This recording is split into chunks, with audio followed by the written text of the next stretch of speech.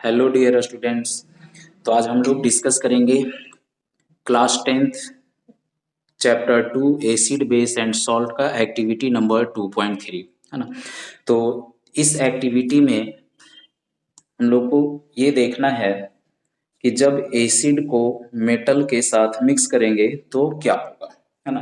तो आप जैसा कि डायग्राम में देख रहे हैं कि हमने क्या क्या लिया है ना। कौन कौन से मटेरियल का रिक्वायरमेंट है। Test tube, dilute H2SO4, zinc के granules, soap solution, burning candle, delivery tube and cork, है ना। तो इस डिमो एक्टिविटी में क्या हो रहा है कि जब मेटल का रिएक्शन एसिड के साथ, डाइल्यूट एसिड के साथ, है ना, कॉन्सेंट्रेटेड के साथ नहीं, कॉन्सेंट्रेटेड के साथ हमारा प्रोडक्ट अलग बनेगा और वो एसिड पे भी डिपेंड करेगा, है ना। तो मेटल का रिएक्शन जब डाइल्यूट एसिड के साथ करवा रहे हैं तो क्या बन रहा है हमारा salt with hydrogen gas liberator, है ना। हाइड्रोजन गैस लिबरेट हो रहा है जब हम लोग जिंक को मिक्स कर रहे हैं डाइल्यूट एसिड के साथ। तो यहाँ पर किस टाइप का रिएक्शन हो रहा है ना।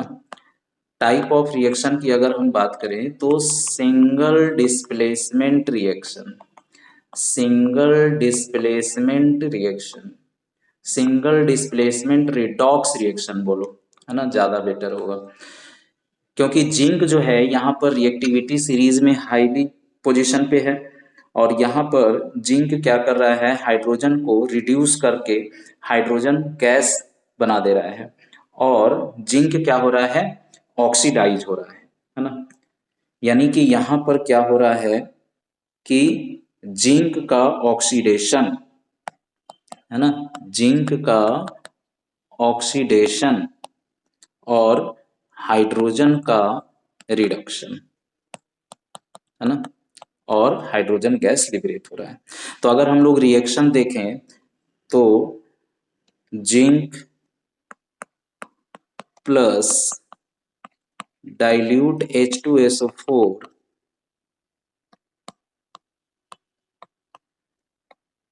क्या बनेगा, ZnSO4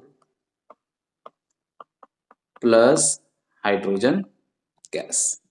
ओके, अब ये जो रिएक्शन है हम यहाँ पर बोल सकते हैं एक्सोथर्मिक रिएक्शन है ये, है ना, एक्सोथर्मिक रिएक्शन है। तो क्या क्या हो गया देख रहे हो आप, है ना। Exothermic reaction, single displacement reaction, redox reaction, ठीक है। अब इस एक्टिविटी में आप एनसीईआरटी में देख रहे होंगे कि 4 क्वेश्चन है अपने पास। सबसे पहला क्वेश्चन है कि what do you observe on the surface of zinc granules, है ना। यानी कि जिंक ग्रैनुअल्स के सरफेस पे हम क्या ऑब्जर्व कर रहे हैं। तो हम क्या बोलेंगे, इसका आंसर क्या होगा, हाइड्रोजन गैस बबल्स,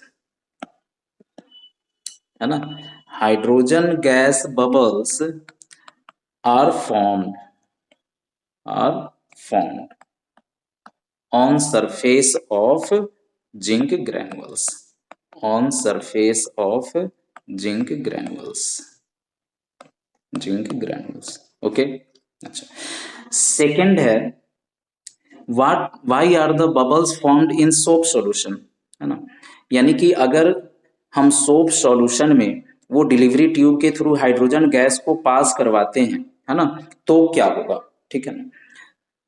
तो देखिए यहाँ पर सोप बबल्स जो है हमारा, सोप बबल्स वो क्या होगा, हाइड्रोजन गैस से फिल हो जाएगा। तो हम लोग क्या लिखेंगे, soap bubbles filled with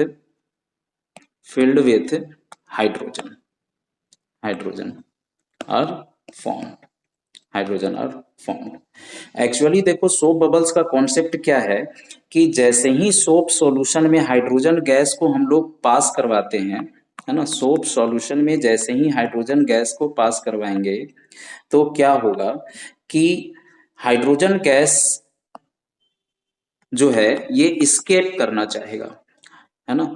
hydrogen gas tries to escape,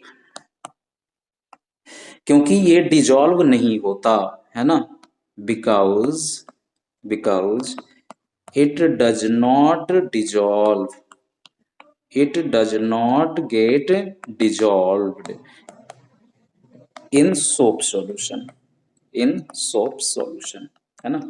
यानी कि गैस बबल्स का फॉर्मेशन हो जाएगा सोप सॉल्यूशन में। ओके, अब बढ़ते हैं हम लोग नेक्स्ट क्वेश्चन की तरफ। व्हाट डू यू ऑब्जर्व, है ना, यानी कि इस रिएक्शन में हमने क्या ऑब्जर्व किया, तो हमने क्या ऑब्जर्व किया, हाइड्रोजन जो है अगर वहां पर हम लोग कैंडल लेकर के आएंगे, है ना, या फिर जैसा कि आप डायग्राम में देख रहे होंगे, है ना, कोई बर्निंग कैंडल लेकर के आएंगे तो क्या होगा, hydrogen burn with popup sound, है ना, बर्न विथ पॉपअप साउंड, है ना।